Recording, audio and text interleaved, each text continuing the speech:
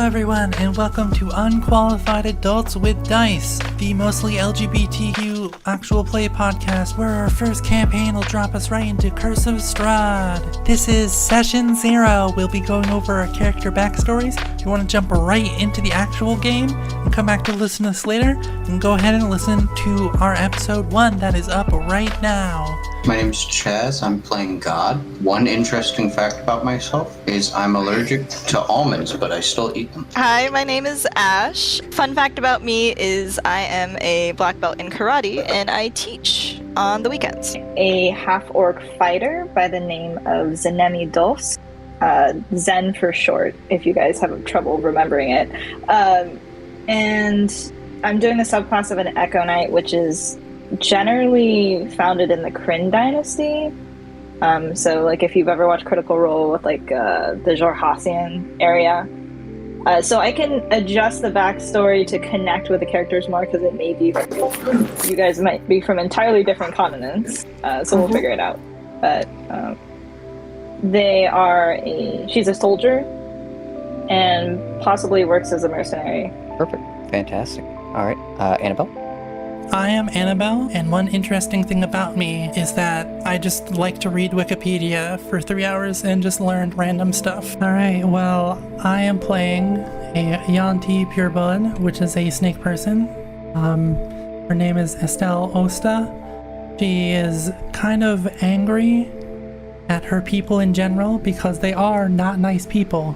They're basically the shitty corporate overlords in the way they act, just using people and tossing them out. And she's very angry because she wants to do stuff her own way and not follow their rules. So she is a monk. She kind of left and has been doing odd jobs, going from like town to town, village to village, doing odd jobs for people. Alrighty. Aaron? Hi, my name is Erin. Fun fact about me, I aspire to Laura Bailey's Dice Goblin hood. My character is Mira. She is a half-elf. So she is a half-elf warlock. Her patron is an archfey, and she's the Pact of the Chain. So she has a little familiar, which is a imp that usually takes the form of a raven. His name is Ducky. As a fae, he doesn't want anyone to know his real name, so she just calls him Ducky in front of everyone else. And then for her, she's very she's intelligent, but like kind of on the naive side, I think. Like she's like book smart, but like she kind of just she's a little impulsive and is mostly motivated by curiosity and wanting to learn mostly about magic. I imagine for this, she probably wouldn't have been initially invited. She probably would have just like overheard someone talking about Barovia and be like, oh, that sounds interesting. Let me hop in on that. And last but certainly not least, Talia? My name's Talia. Fun fact about myself, I change color every single week, whether it be my hair, my clothes, or my nails. My character is Angus. He's half-elf cleric, a divine follower of Mishra, the goddess of magic. He's a wandering scholar sage. His life goal is to just travel, learn new things, and to spread the knowledge that he has learned to others. Not as fortunate as he is, and he can also be really impulsive when it comes to new things that are catching his attentions, like such as tome or just informations in general. I feel like that's how he would have heard of Barovia. I mean, a land that hasn't been heard of for many years really caught his attention, but he's very, very shy. Like, when you first met him, you'll probably think he's super stoic, does not like making friends, but it's just because he's very shy and socially awkward. I have one question for everyone. Sure. Because it may relate a little bit to how we interact as characters. How old is everyone's character? So half-orcs age a little bit faster than humans. I was gonna go for younger, but now I'm thinking it's more like middle adulthood. So she's 20, but that would put her at like mid-20s for a human, I think. Half-elves mature about the same time as human, and though they live longer. Yeah, Angus is like just about in his 20s right now. Probably below 25, somewhere thereabout. Estelle would not be able to tell you because that's generally something they don't really care about, but she is like mid-20s if she would have to guess. All right, I had Mira at like early 20s, so that they're all right in the same range. Yeah, so there's no obvious seniority, which is fine. Phenomenal characters, and actually it seems like we already kind of have a little bit of a connection between Aaron and Talia's character just on their kind of wants in life. Would you say that maybe you two have kind of you two met originally because you were, searching for, knowledge, things like that, and just decided to you kept running into each other maybe and just decided, hey, you know what, might as well just work together? I feel like at first Angus will be super shy, and super suspicious. Like, why do I keep bumping into this person everywhere? It's kind of weird. I think he'll warm up a little bit. Like, maybe he'll speak a little bit more than just hi, goodbye, no, yes. So yeah, I think it could work if Aaron's character is okay with that. Yeah, definitely. I think Mira would probably be like very inspired by someone like Angus that is, has that same hunger for knowledge and like seeking to spread it and just understand things. What I'm going to try and do is delve into each character just a little bit and ask a few questions. And the reason I want to do that is to see where we can kind of latch them on together. If at any point you have a suggestion, please interrupt me. I will talk forever. So do not hesitate. Trust me. Yeah, I was saying, I'm thinking I could edit my character's backstory so it's a little less specific.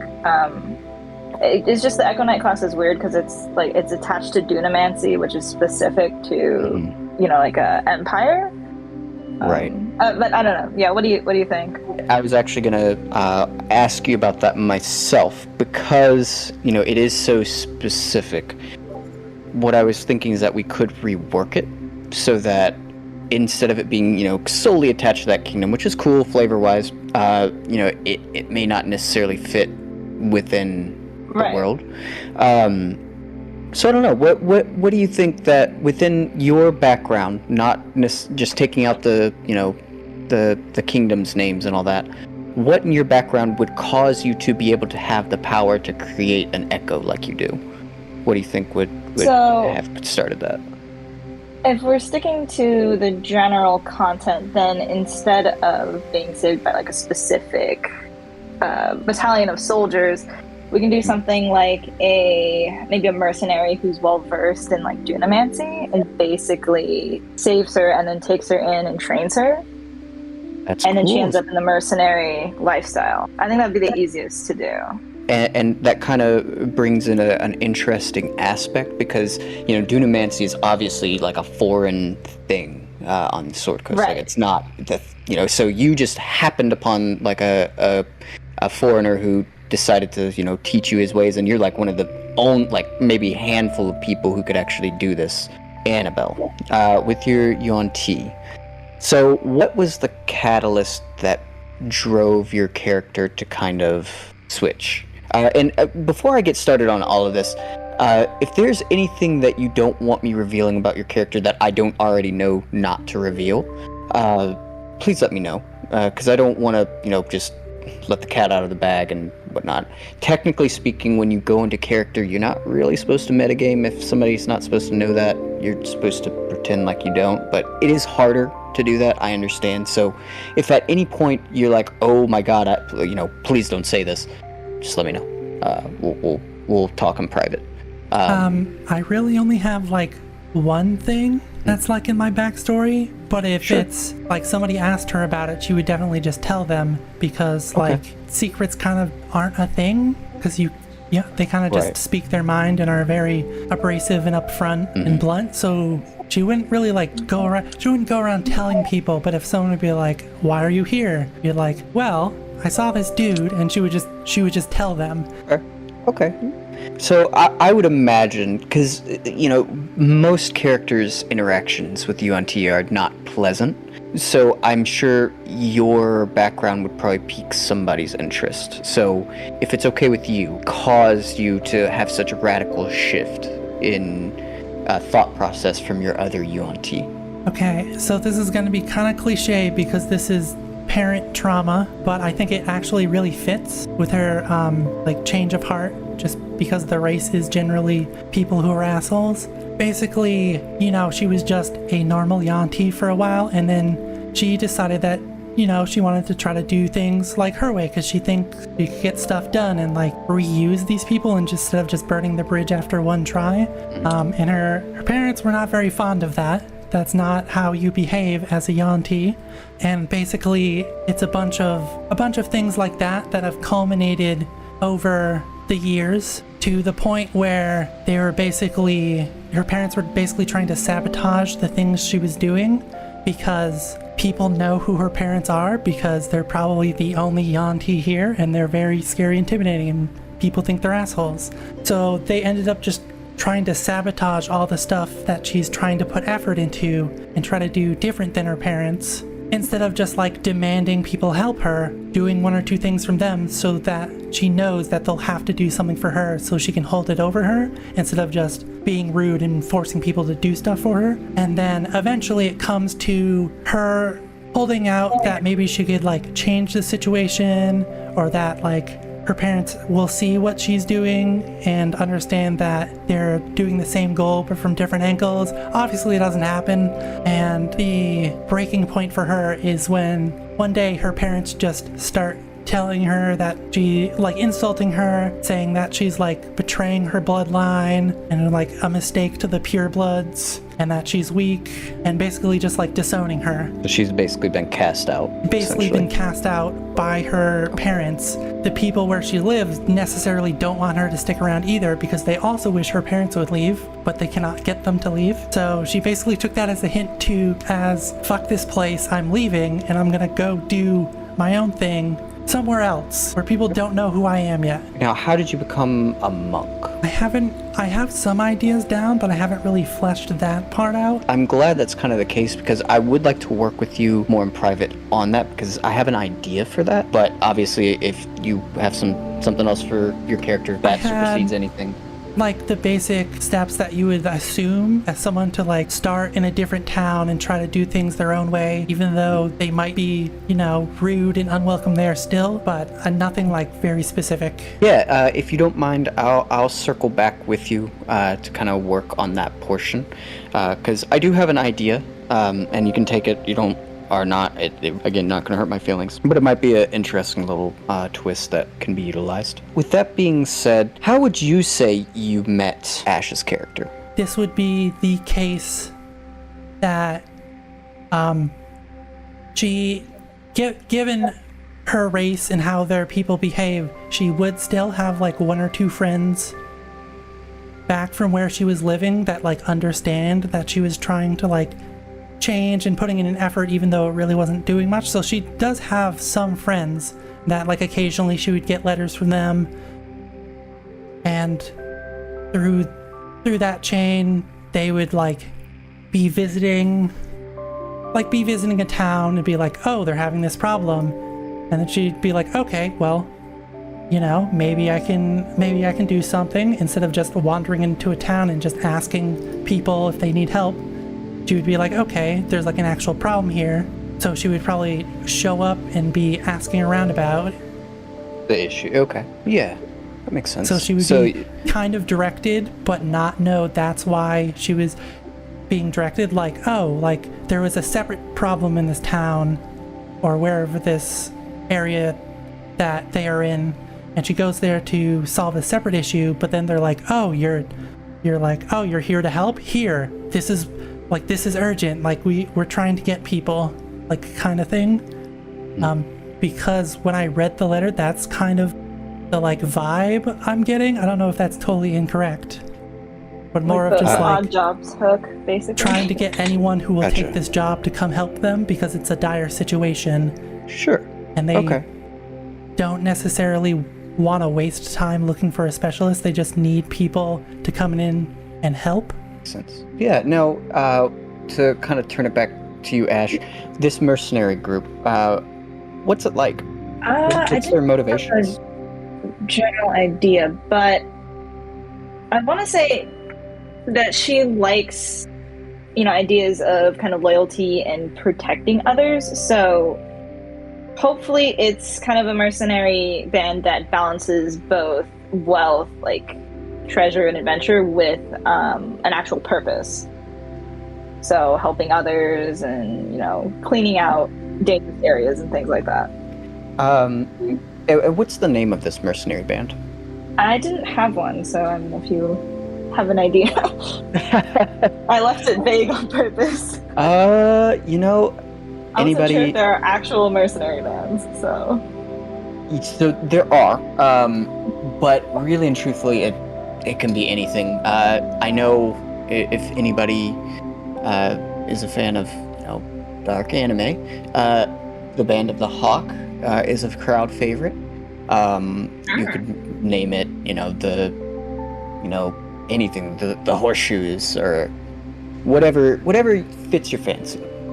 But that's not necessarily imperative right now. Just mull it over. But with this mercenary group, I assume that they more than likely would be responding to, at some point or another, responding to some kind of crisis, getting paid, but also helping. Probably stumble upon Annabelle's character.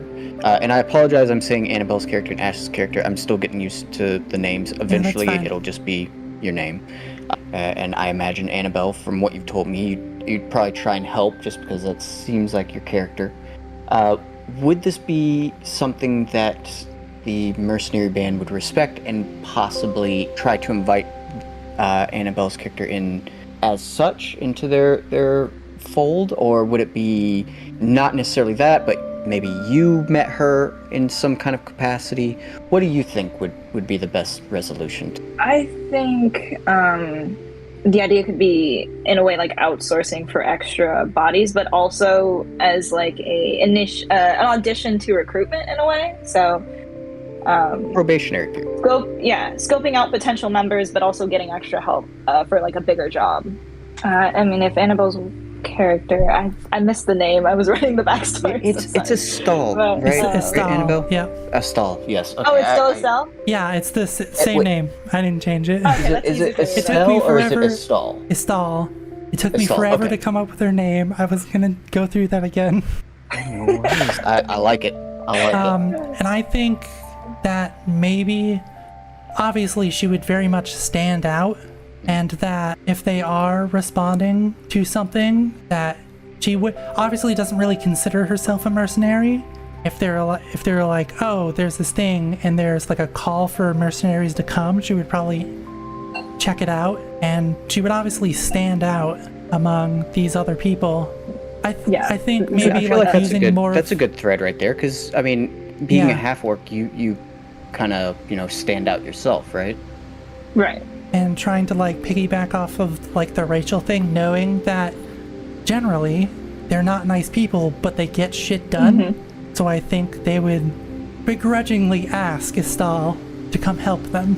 And then I assume at that point Zen would probably approach her and just be like, hey, what's up?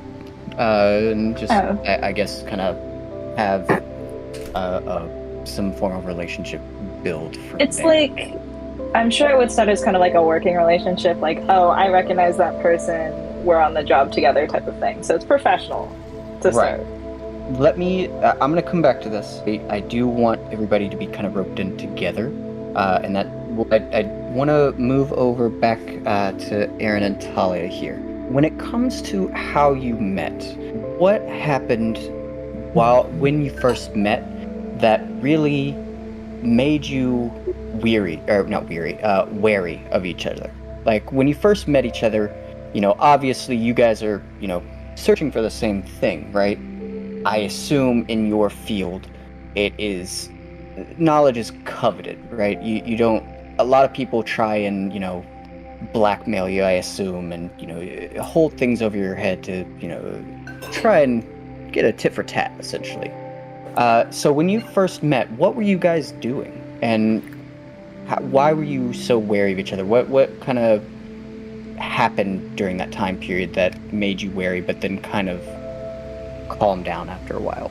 In my head, as I was writing Angus's backstory, he was traveling around, so he would like to have tomes or like more books or just learn from legends.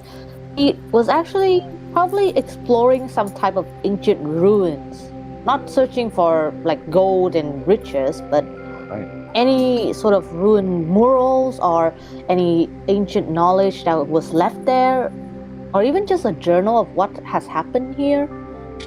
He's interested in that kind of stuff. Okay. And Gotcha. he's probably like walking and searching around this ruin. Perhaps they happen to by chance meet, maybe bump into each other. Or I feel is this like a safe? Is this a safe ruin, or are there monsters there? I do not think there would be a safe ruin. Gotcha. It would be a more dangerous one, because that would make him even more cautious of any perceived human that he meets. He's like, is this an ambush? Are they just waiting for me to die and grab my stuff? Or what is this? Right. Which makes sense. It's not uncommon for your profession for things like that to happen, I would assume. Okay. So Aaron, why were you there? If there's any like magical element, anything arcane about the ruins, then Mira would definitely be interested. Probably not as much in the historical significance, because she gets kind of bored by that. She wants to know like the application of magic and like how she can like what she can get out of it and what she can use it for. So if maybe she heard a rumor that some like magic or artifact could be gained from this ruin, she would go there. And then maybe they get there and maybe they're like looking for the same thing, and they're kind of like they have like a confrontation, and then like some other like monster or enemy comes and they decide to like join forces against that, and then they part on good terms or something, like and then meet up again later. Okay. Yeah, I like that. So I guess my clarifying question is, what ruin is it? What are you looking for? What have you heard that's there that piques your interest? I probably heard that it's either an old sort of library, or maybe it's a place that has a historical significance to either the country that I was in at the time, or if it's like an old landmark, more so than magical knowledge. Okay, so we could fuse that. So maybe it's an old, like a fabled wizard tower, that was the home of like some ancient, wise mage long ago, and he was rumored to have kind of ruled over the land, and this was like his little cabin, his little getaway or whatever, and it's thought to have had a lot of his journals, but a lot of his like experiments and like magical what have yous. Would that be something that both your characters would probably be interested in? Yes, that sounds exactly what Angus would be interested in. Yeah, for sure.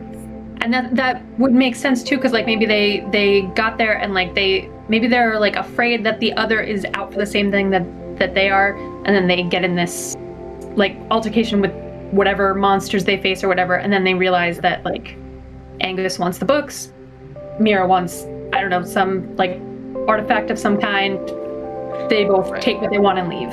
Or like it could be that Angus was leaning towards the more like what has happened here, or maybe this mage has books that can tell a more concise history of the kingdom he rules over, and he's only interested in that, and we like, wait, so you weren't here for that? Oh, okay then. You both are like super surprised, like, wait a second, you don't want the magic item? Wait, you don't want this journal? What's wrong with this person? Yeah, it's exactly that. We part with like, oh, you're so suspicious, but I guess weren't that suspicious. And so to kind of get onto that, and I want one of you to answer this, and Aaron, I'll lean on you for this one if that's all right. How did you save Angus's life?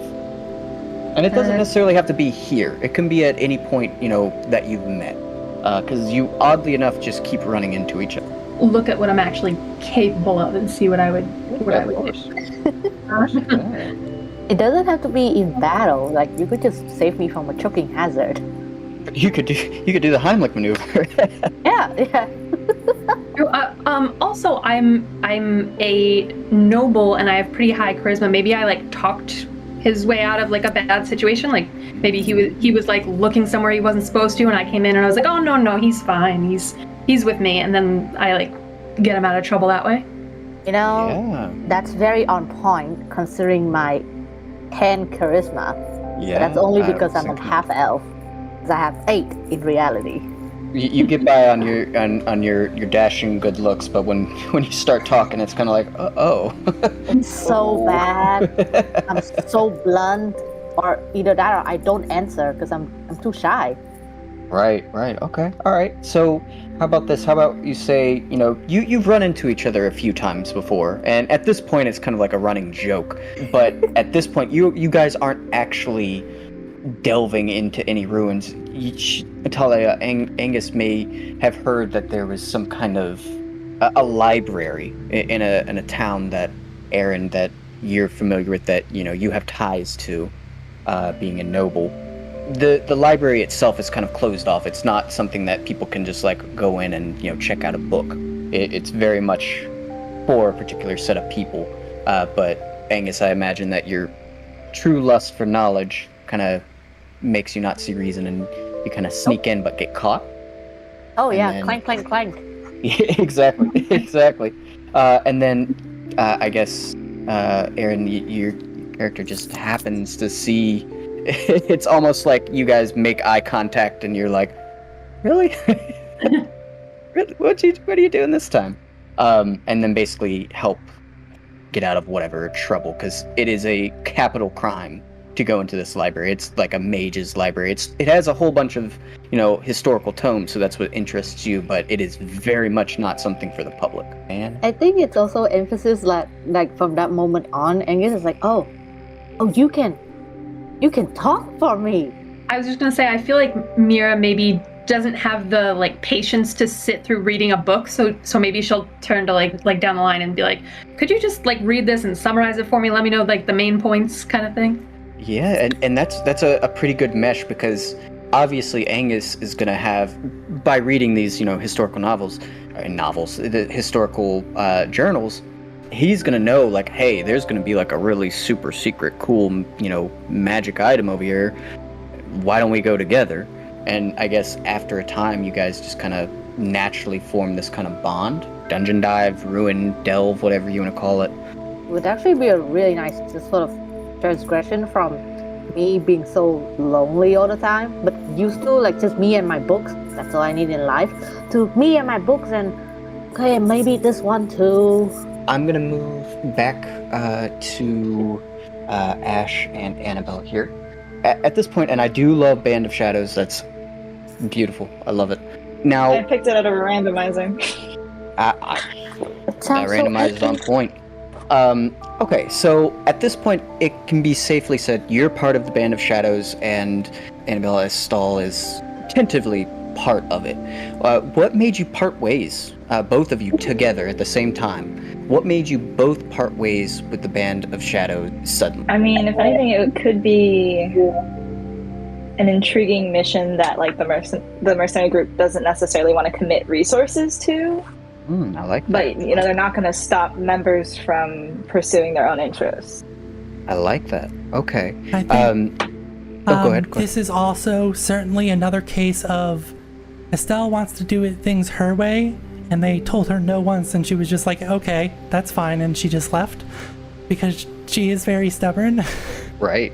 That makes sense. From her past, so then Tsunemi's just like, wait, I'll come with you. Yeah, like from her past, like once is enough at this point, because she literally does not want to have to deal with that. Once they show her any kind of pushback, she's like, okay, bye.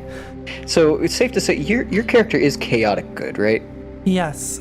So they're gonna start out as technically chaotic neutral, and then I want to change that eventually to align with. Yeah, no, that's totally fine with me. I just know chaotic fits your character beautifully, and if this hasn't been said before, the alignment chart is kind of the Pirates of the Caribbean quote. Not really so much rules as a guidelines. Your character does not have to make their decisions based off of whatever alignment you are. So if you're lawful good, you're going to tend towards those answers within your character, but by no means are you limited to that. So just keep that in mind. Now, it won't be the mission that you're currently on, because there's still quite a bit of time where you have to meet Aaron and Talia down the road. So what mission was it that had you kind of going out? I assume it would be an open-ended one, because it's not necessarily, you know, hey, go rescue this person and then come back, because then you just be right back with, you know, your squad, right? So what was it that kind of, you know, spurred that? What was that mission? And well, does it matter what mission, or is it literally just the act of defiance? It's more about the act of defiance, like a little kid, like someone tells them no, now they're definitely gonna do it. More of like that sort of thing, where she just wants to, like someone tells her no and she was like, yeah, well now I'm gonna do it even better, fuck you. Alright, so what's something kind of amorphous, but intriguing enough and dangerous enough? Yeah, the simplest plot point I could think of is just kind of like a series of maybe attacks on villages, like scattered throughout a certain area, but they can't pinpoint exactly what it is. It could be like a group of animals or some kind of creature.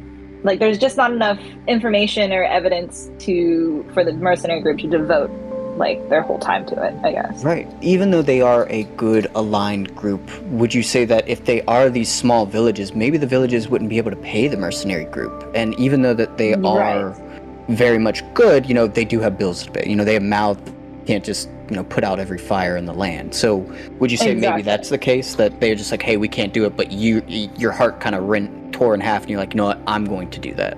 That makes sense. It's like they're a business, so they're prioritizing certain jobs versus Zanami, who's kind of like, well, there's people that are still suffering. It's no skin off my back if I just go and devote some time to that.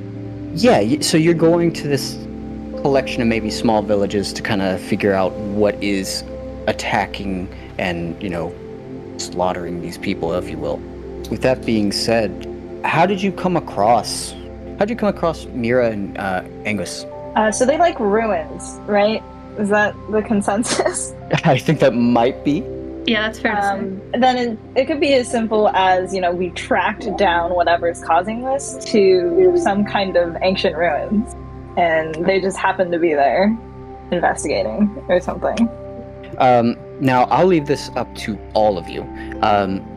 This monster, we're going to say that it is pretty nasty. How about we say it's a hag?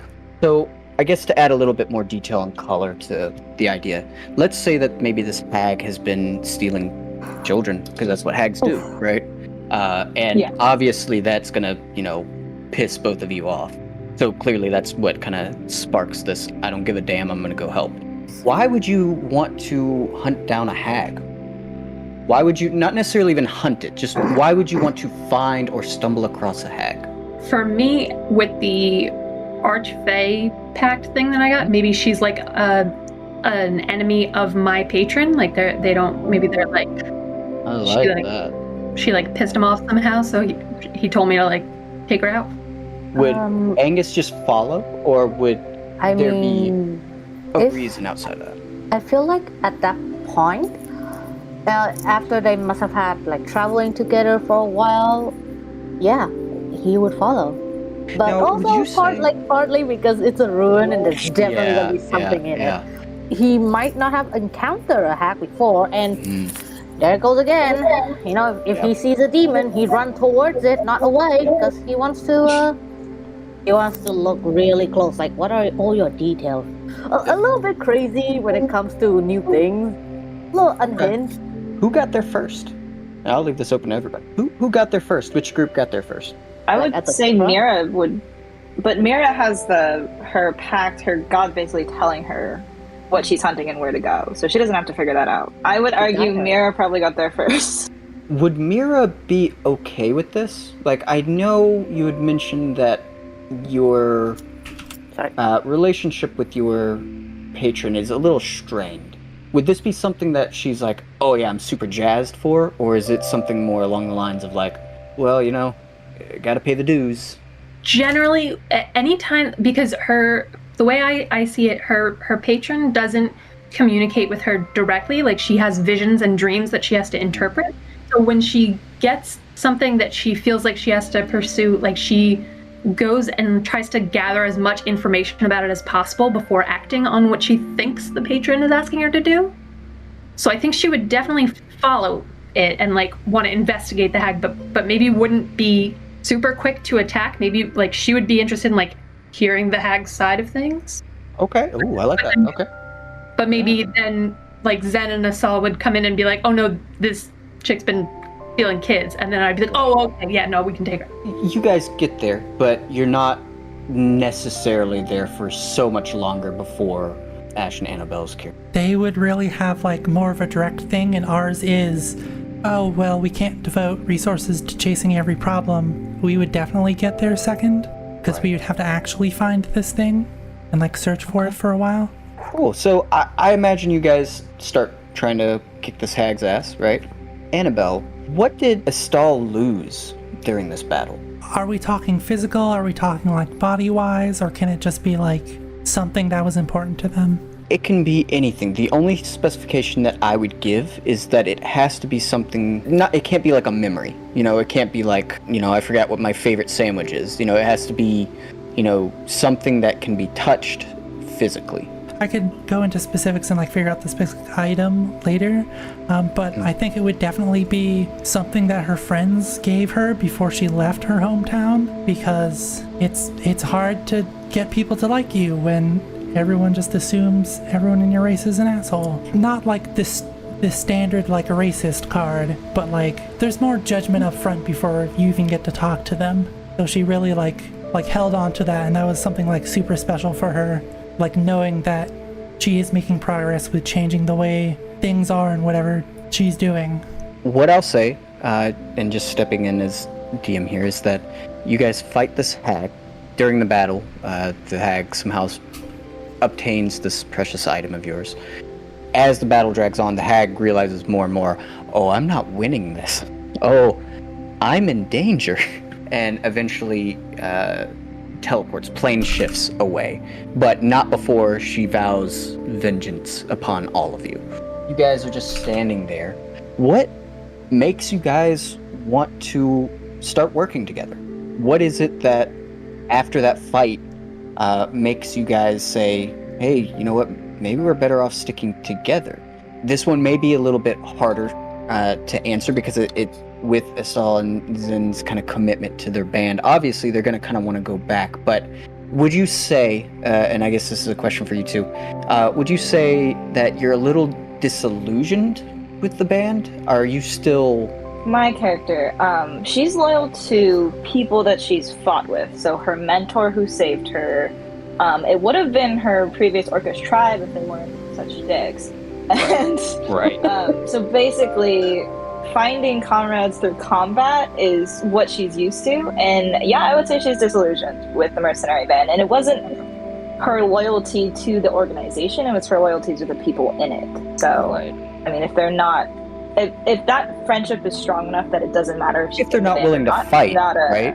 That's kind of the thing. They're not willing to fight, especially for something so good. Then, yeah, I get that. Okay, all right. So at that point, would you say that maybe? I mean, obviously, you guys have to go back to town together. Like, it's not like the hag is just like right outside next to the Denny's, right? Like, she's probably far out. I imagine you guys kind of walking back and kind of getting into a conversation about, hey, why were you there? Like, you're just chit-chatting with the hag, what's going on? And I imagine, one thing after another might be kind of revealed.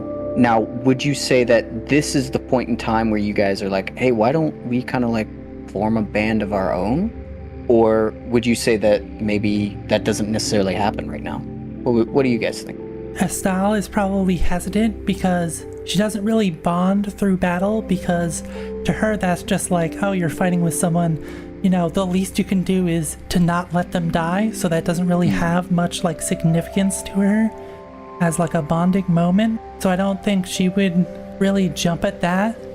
If Zen were to be like, hey, I'm gonna go do this thing, she would be slightly more inclined to just tag along, because when Estelle said, fuck this, I'm leaving, she was just like, no, let me come with you. And that was kind of like the first stepping stone to, okay, they don't hate my presence. They're like willing to come on this thing with me when somebody else said no as well. Zen basically said, fuck this, I'm out. And you're like, wow, that really jams with me. And just decided to go. Yeah. So what was Zen's reaction? Would she want to start a band with these people? Like, would that be kind of like, you know, hey, I fought with you. You guys are great. We have some weird kind of cohesion or whatever.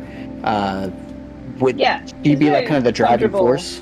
Yeah, and I think she would also adopt the practical argument of, we have now made an enemy. Do we really want to split up and let her pick us off one by one, or are we smart? Mira and Angus, what's kind of your reaction to all this? After the fight, you know, you're approached by this large half-orc warrior who's basically like, hey, we should team up. What are your characters' thoughts on that? I mean, Angus, he would kind of like Estelle, he would be very cautious towards these two, especially since, I'm not gonna lie, they're both bigger than him and apparently stronger than him too.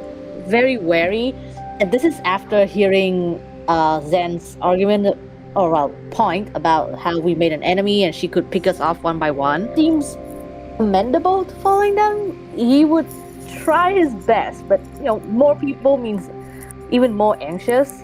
I feel like in battle you would see him looking very somewhat manic as he watched the hack, but also throwing healing spells at you. But after battle he just sort of hides a little bit behind Mira. It's like, Mira, you go, you talk. I want to stay right here. Okay, all right. And so what, Aaron, what do you think Mira would say? Would this be like, I don't know you people, get away? Or be like, you know, that makes logical sense. Mira would be, she would still definitely be guarded around these new people, but she would be eager to join up with them because she's lonely. So she wouldn't like completely let her guard down around them. Like probably the first like couple nights they make camp, she wouldn't sleep very easily, like if one of them was on watch, but eventually she would warm up to them and she'd be really jazzed about it would be a nice break from all the like history lessons that Angus says every night. Just have like a conversation every night. You sleep. I thought you wanted me to lure you to sleep, so I read you history lessons every night. What was the first job that you guys took? And let's say that within this job, the quest that you're on had something to do with an owlbear. Now, what that can mean can be anything. Somebody tell me, what was the first job? What did you have to do? Who was it from? How did it go? And not one person has to answer, but if you want to like answer a portion of it, it's cool. I think if when we team up and all the uneasiness of the group, since we're not very cohesive and we seem to only like be comfortable with each other in combat, probably we would try to find a job where we use our combat skills again. He would propose that, you know, if we can't trust each other yet in like outside of combat, well, shall we try fighting together again? Maybe the more we fight together, the more we'll trust. It's just his own sort of brain going like, you know, if the first time it works, it might work again. So sure. I would say it'll be... You know, how does that pair with your want to find more history, and Mira's want for more magic in general? How does that pair? How do you make that balance? It would probably propose, you know, we go to Venture Guild, or maybe a bounty from probably somebody who's rich. Yeah, people 100%. Like that, besides money, they can also offer other items as reward as well. We could try like bargaining, like, you know, maybe if we know that this place has a rich history or a lot of stories about magic, but instead of cash prize, we could ask for certain items that we would want or related to what we want. You come across this bounty of this owl bear who has nested in this cave. You suspect that there may be, you know, a bit more to the cave, that this might be a location of some significance that's been long forgotten. Yeah, you know, going back to the picking like a first job that's mostly fighting, because I think that Estelle wouldn't really talk to Angus or Mira basically at all, and would basically just let Zen run the whole thing. So basically it's Zen and Mira talking to each other, and Angus and Estelle just kind of like in the background, like, what are you saying? But be very forceful when we're at like the wanted board or like the job postings or wherever, like that sort of thing, be very vocal of immediately shutting down anything that isn't just like, oh, go kill this thing. Like, find these things and like track them and like make sure they're not like nesting too close to the city. She'd like immediately shoot that down because she doesn't have to like hang around with these other people and like not be able to like do her own thing like when they're fighting. I was just gonna say, for Mira, I think that she's just kind of collecting experiences too. So like even just working with Zen and Estelle, she can learn from any magic they might have. So she would be curious about them. So and anything they might come up against while they're out. Let's be honest. You know, when you're looking at Zin and Estelle, they're both very interesting because Zin alone has this weird form of magic that you just can't even pinpoint. You know, you've never even seen or heard of. You know, she copies herself, wild. And then Estelle, I mean, obviously is very much an outlier of what your experiences or knowledge of a UNT to be. Now, did the first job go well? So it did not go well. It did not go well. Aaron, tell me how'd it go wrong? Well, I think Mira would probably have, like, she would probably be overconfident in herself, and then like maybe like, and that could lead to a mistake. She would probably like maybe rush in too close and then realize like, oh, I should probably hang out at the back. I'm a little squishy. Yeah, I should like she would want to prove herself to these new people and want to be in the fray, and then be like, maybe I could be more helpful back there. Gotcha. Which okay. would and maybe... probably lead Zen to like throwing herself in front of you at some point if you're too close. Ash, how is Zen reacting to that? I mean, she did just like proverbially take a bullet because of Mira's mistake. How does she react to that? So I mean, that's a definite change because she's used to working with mercenaries, which I think are a little bit more professional. She'd probably insist on kind of training then, like going through different strategies and things like that and trying to get the group to work cohesively. But, you know, she's not necessarily like the leader type, so it might be kind of like weird. Be like, you know, just offhand suggestion. Right. Yeah, like offhand suggestion of just like, you know, maybe it would be better if we did this. And right. So like not overly confrontational, but just like trying to encourage better decisions. Talia, do you guys go back and try to basically take out the owlbear again, or do you just leave it be? We would, but it would be like after a more talking, because before this quest of ours, we did not talk a lot. Right. And I feel like it's only Zen and Mira that's talking to each other, whereas Estelle and Angus just like sitting there, brooding almost. But this time they would actually have to talk because it was not like the first time they fought together, where they pushed back an enemy that's quite strong. This time it was more dangerous, and Angus has to spread his attention more because there's more people to actually heal now. True. He only has a limited amount of resources on his hand, so they had to probably talk a bit more. Strategize before they try again. Perhaps this time it would go better when everybody knows where should they position themselves.